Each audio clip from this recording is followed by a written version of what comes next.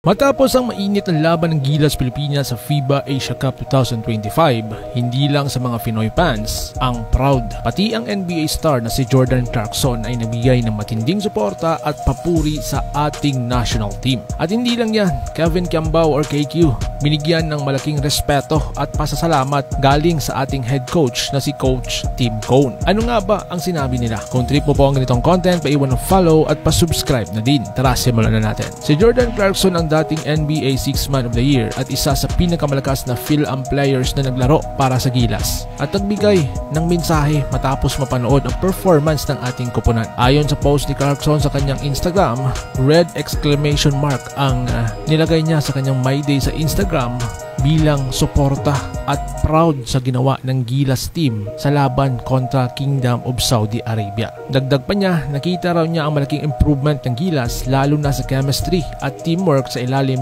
ni Coach Tim Cone kahit wala ang big man na si Kai. Kung babalikan natin, si Clarkson ay naging malaking parte ng Gilas sa mga nakaraang FIBA tournaments. Kaya bilang isang veteranong international player, napakalaki ang timbang ng kanyang papuri at nakakataba ng puso para sa ating mga manlalaro. Pero hindi lang si Clarkson ang may magandang salita. Isa sa mga rising stars ng Philippine basketball, si Kevin Kiambao, may personal na mensahe para sa kanyang coach. Ayon kay KQ, napakalaki ang pasasalamat niya